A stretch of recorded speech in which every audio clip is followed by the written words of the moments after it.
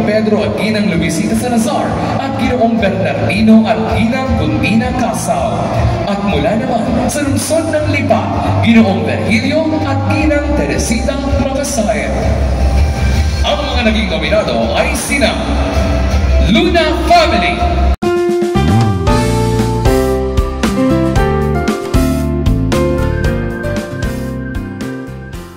mula sa Barangay Calle, Tanawan City, Batangas. Sila ay pinagkalooban ng 3 mga anak. Si Ginoong Luna ay isang tricycle driver, samantalang si Ginang Luna naman ay may maliit na tindahan na siyang pinagkukunan nila ng mga pang-araw-araw na gastusin, dahilan upang mas lalos ng magsumikap na mabigyan ng magandang kinabukasan ng kanilang mga anak. Luna Family ay isang matatag na halimbawa ng isang pamilyang patuloy na nagsusumikap para sa kinabukasan ng kanilang mga anak.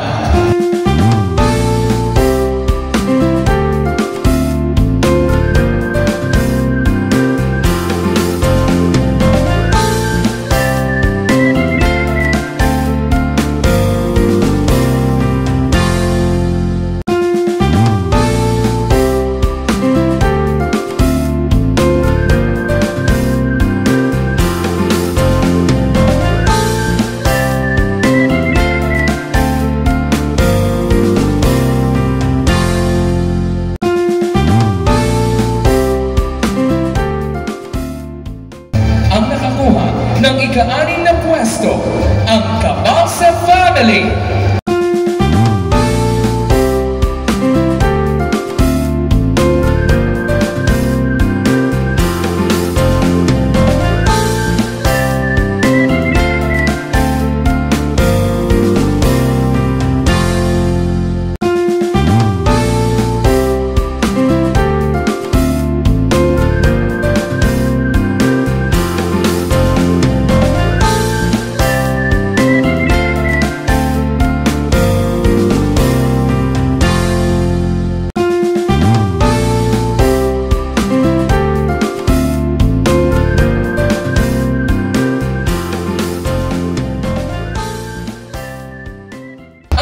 Pamilya ay tatanggap din ng 5,000 piso at plaque ng pagkilala mula sa pamahalaang panlalawigan sa kanilang hindi matatawaran kontribusyon at pagbibigay ng inspirasyon sa bawat pamilyang Batanggenyo. Mga kababayan, ang nakasungkit ng ika-5 pwesto, Salazar Family.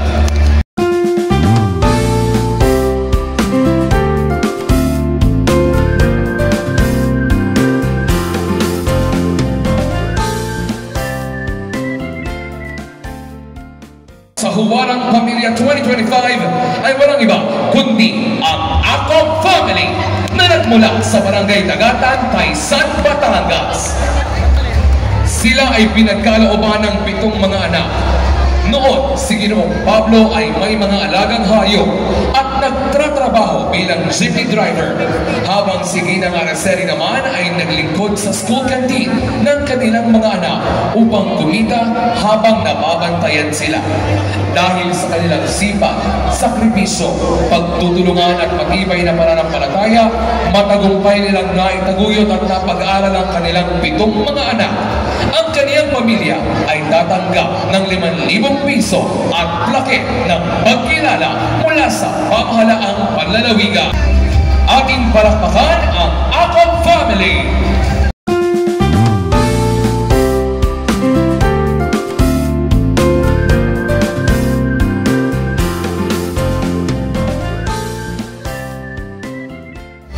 Mabuting pagbati, Acop Family. At ngayon,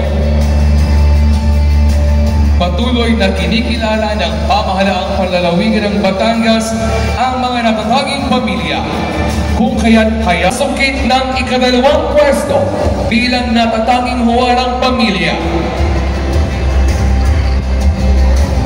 Ang nahalal bilang kapitana. Para sa mag-asawa, isa ng napakalaking biyaya at karangalan ang mapagtapos nila ang kanilang mga anak. Ngunit higit pa roon, itinuturing nilang dagdag na biyaya mula sa Diyos ang pagkakaroon nila ng mga anak na mabubuting tao at magagaling makisama. Bukod pa sa matagumpay na propesyon na tinatamasa ng mga ito ngayon. Sa kasalukuyan, namumuhay sila ng masaya, puno ng pagmamahal, may pagkakaisa, at may matatag na pananampalataya sa buong may kapal. Ang kaniyang pamilya ay tatanggap ng 20,000 at plaque ng pagkilala.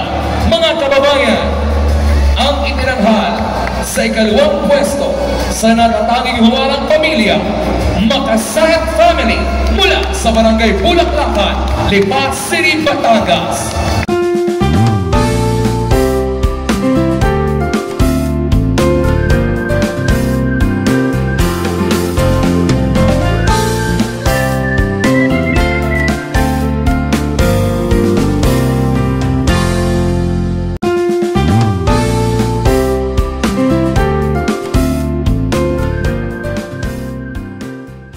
Kalikasan naman ay nanatili sa Pilipinas upang personal na alagaan at asikasuhin ang kanilang mga anak. Mahirap man ang kanilang pinagdaanan, matagumpay nila itong nalampasan. Ang lahat ng sakripisyo at pagsusumikap ng mag-asawa ay nagbunga ng isang masagana, masaya at matatag na pamilyang puno ng pagmamahal at matibay na pananampalataya sa Panginoon.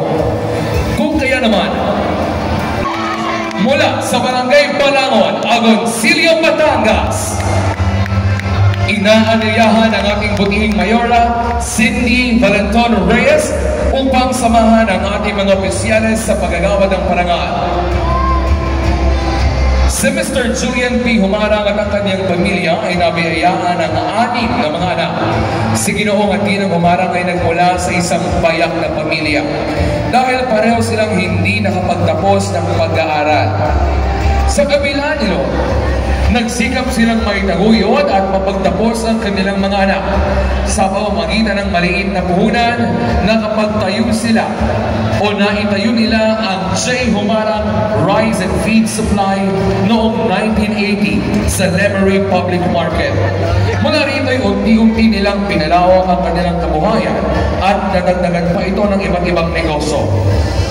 Dahil sa patuloy na paglago ng kanilang negosyo, nakapagbigay sila ng mas maraming oportunidad na trabaho para sa mga nangangailangan. Sa kasalukuyan ng kanilang mga negosyo ay patuloy na nagbibigay ng maraming oportunidad sa trabaho sa kapwa gaya nila. Kagaya nila, ang mga nagtatrabaho sila ngayon, sa kanila ngayon ay salatrin sa pamumuhay. At hanggang ngayon, ang kwento ng kanilang tagumpay ay nagsisilbing inspirasyon. Hindi lamang sa kanilang pamilya, kundi pati na sa mga taong patuloy na nagsusumikap sa buhay. Kung kaya naman, ang pamilya Humarang ay tatanggap ng 30,000 at plaque ng pagkilala. Minamahal naming Batangueros, ang natatanging Humarang pamilya, ang Humarang Family.